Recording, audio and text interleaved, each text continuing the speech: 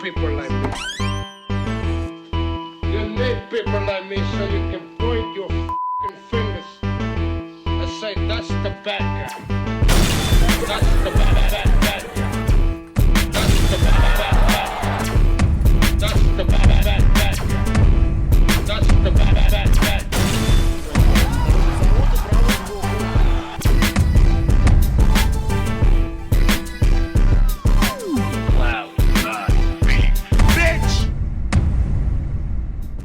Welcome to the motherfucking relay. We're covering today's top boxing news. Okay, we'll start with this. An exchange between two unbeaten up-and-comers in the women's lightweight division, Caroline Dubois and Rhiannon Dixon. A Twitter account that goes by the name Fight Club 247 stated, Dubois versus Dixon is a very good fight.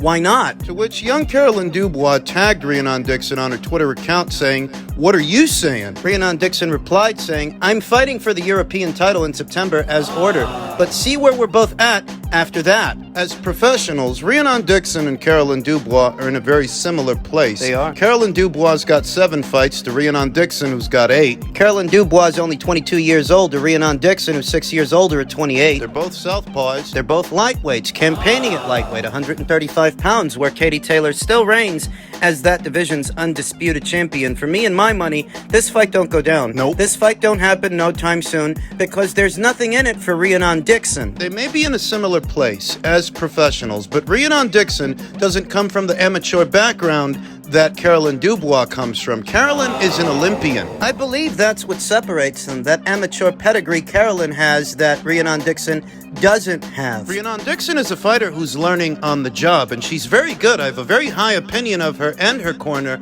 Anthony Crollo. He's doing a fantastic job with this young fighter, though I have no illusions about what would happen if she were to share the ring with Caroline Dubois in her next fight. Anywhere inside of 2 to 3 fights from now. It's not that Rhiannon Dixon isn't a good fighter. She's a good fighter, a damn good fighter, looking the way she's been looking, not coming from a deep amateur background. She's great, but there's no area in the ring. There's nothing she does better than Caroline Dubois. Both fighters are southpaws. Both fighters are fast and sharp. Both fighters are combination punchers, mixing in body shots in their combinations. Rhiannon Dixon's got speed. She's got speed, but so does Caroline Dubois with buckets, and I mean buckets upon buckets of power. She's a strong puncher. Stronger than Rhiannon. Noticeably stronger. Rhiannon Dixon, who still needs to learn to tidy things up when letting her punches go, letting the fists fly. She still gets caught occasionally in between the shots, in between the punches. That can't happen in a Caroline Dubois fight. Not that I expect one to happen. One defensive lapse in judgment opposite the ring, a fighter like Caroline Dubois, and it won't take her long to capitalize on it. They're both good at a lot of the same things. Caroline's just better at them. Supremely confident. She wants to get Rhiannon Dixon in the ring. She wants to go as far as getting Michaela Mayer,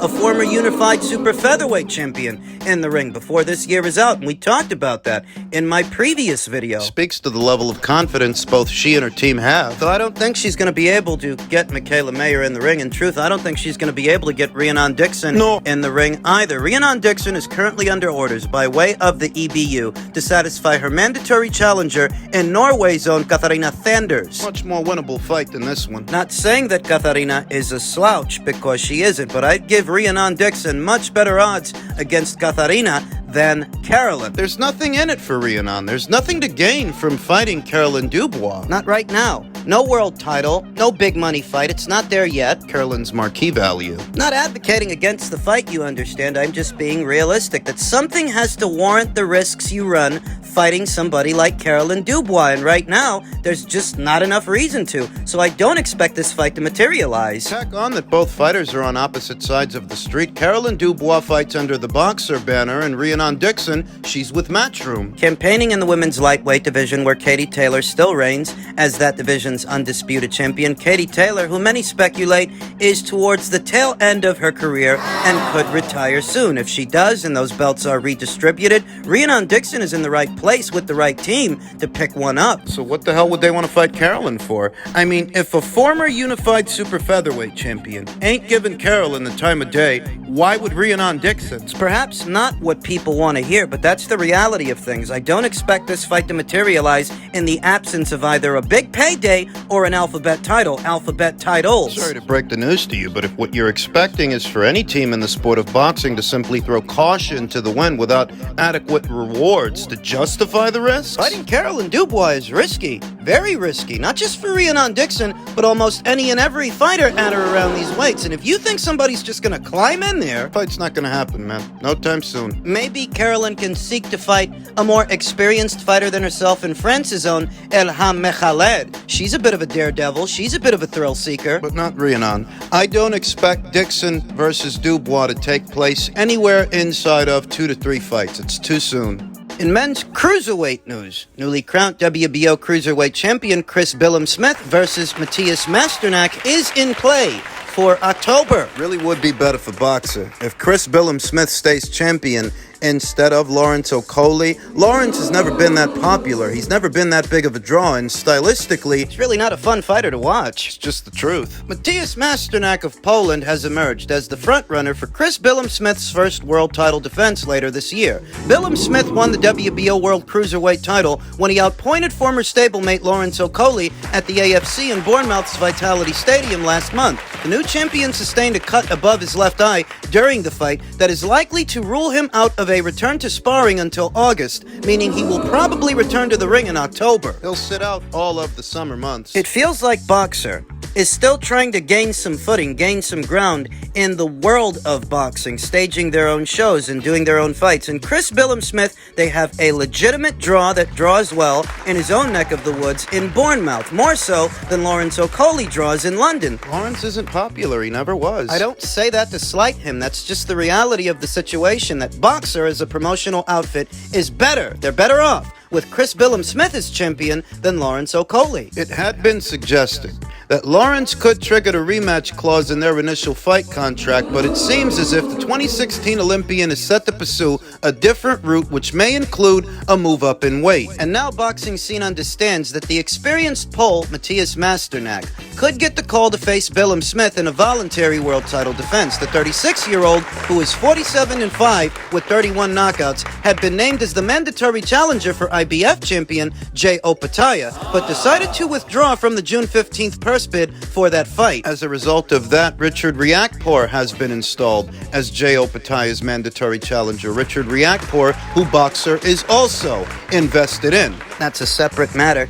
It's better for Boxer if Chris Billam-Smith stays champion, more so than having him run it back with Lawrence Okolie and Lawrence possibly winning the belt back. They want to get CBS a voluntary title defense instead. So I gotta say, Matthias Masternak as a voluntary title defense for Chris Billam-Smith, that's risky. Matthias Masternak is a lot more experienced than Chris Billam-Smith. Chris, who's no defensive wizard. I mean, he's a fun fighter to watch. He really is. But he's no Pernell Whitaker. I've seen Chris Billam-Smith come up through the ranks over the years. I'm genuinely happy for him that he saw himself become WBO champion, but he's no defensive wizard. That's one of his drawbacks. This guy takes punishment. He gets hit. Things are shaking, rattling, and rolling in the men's cruiserweight division. Now, Chris Billam-Smith's compatriot and former opponent, Richard Riakporhe, who gave Chris Billam-Smith his first professional loss, he's been mandated to fight Jay Opataya instead of Matthias Masternak, and the two sides have until July 14th to reach a deal, or it goes to a purse bid. You think about that. Pretty sure the people over there at Boxer and Sky Sports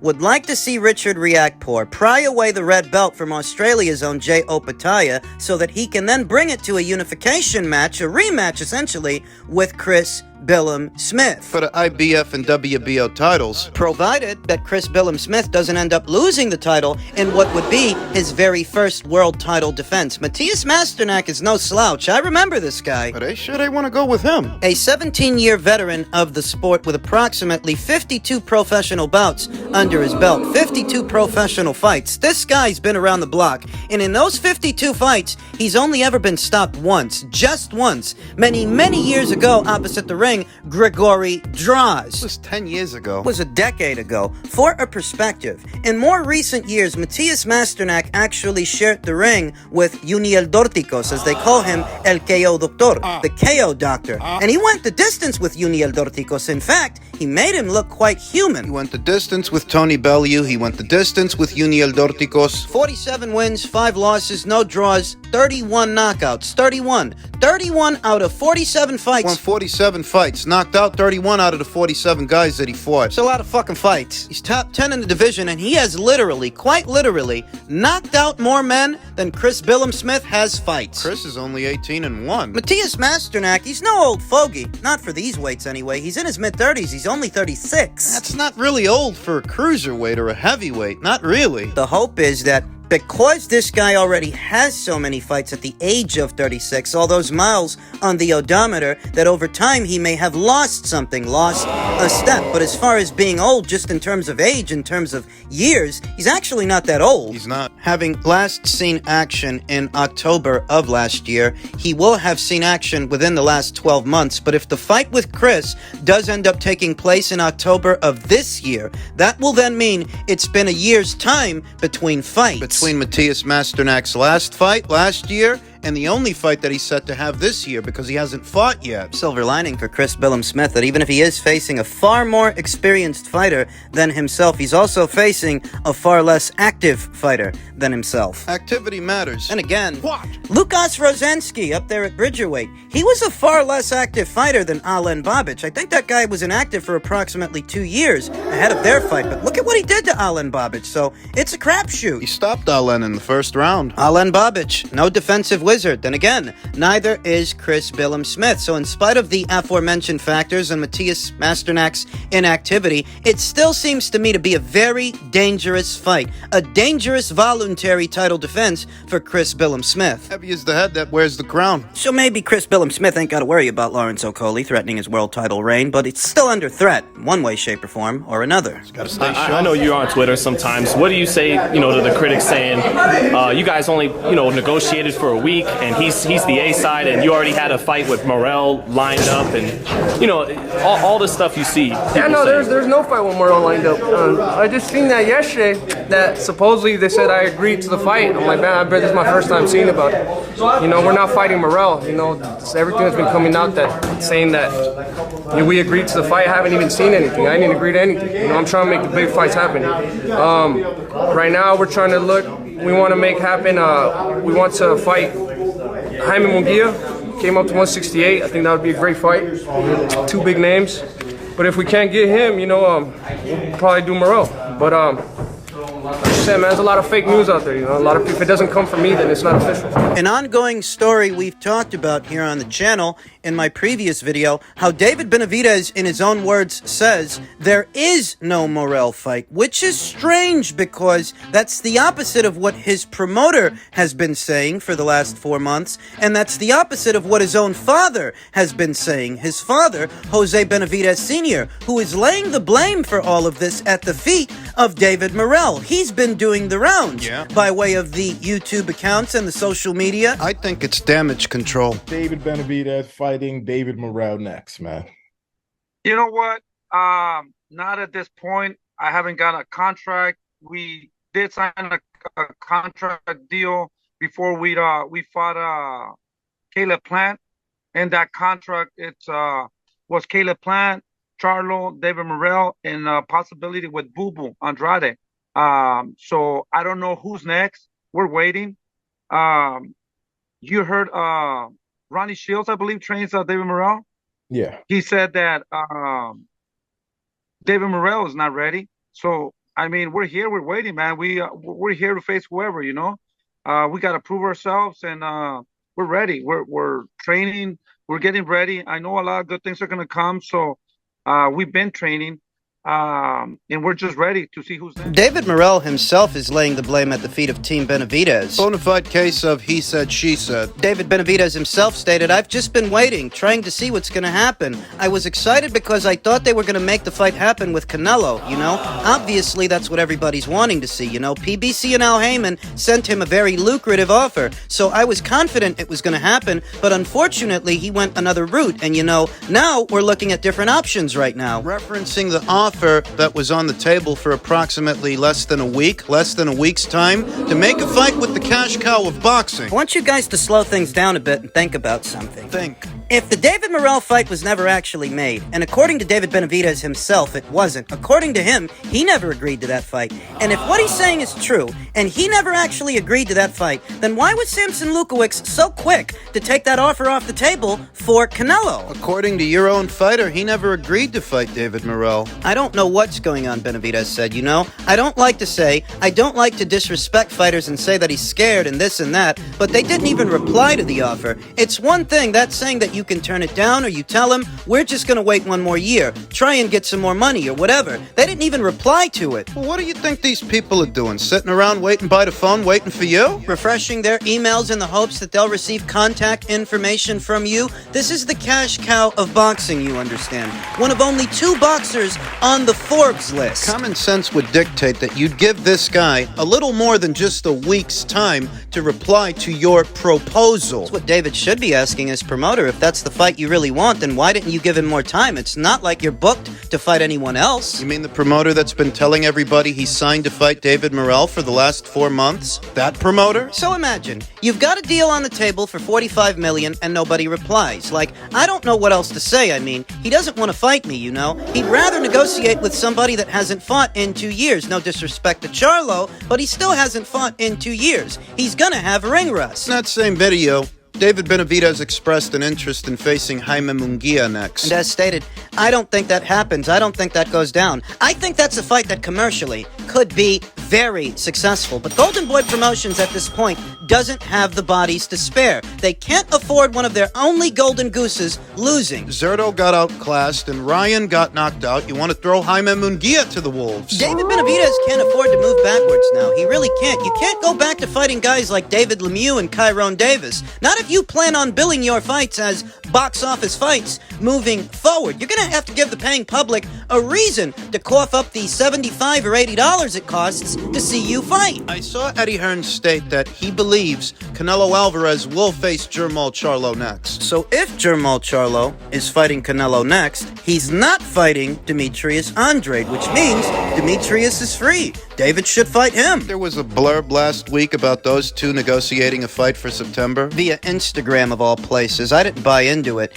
And if Jermall does end up fighting Canelo next, that means that Demetrius is without a dance partner right now. That could be a hard fight to negotiate because Demetrius won't fight on the cheap. Though beggars can't be choosy. These two are. I mean, David Benavidez in his own words said that he didn't agree to fighting David Morrell. Why not? Why is both his father and his promoter saying the opposite? Because they're a bunch of fucking liars. A Demetrius Andrade fight would be a hard fight to negotiate, but options are scarce for David Benavidez moving forward if it is their intention to bill his next fight as a box office fight. Being honest, the Demetrius Andrade fight really ain't box office worthy either. It's a good fight, don't get me wrong, it's a good fight, but if we got Lopez versus Taylor on regular ESPN, why can't we get this on regular Showtime? Because these guys want too much fucking money. More money than they're both actually worth.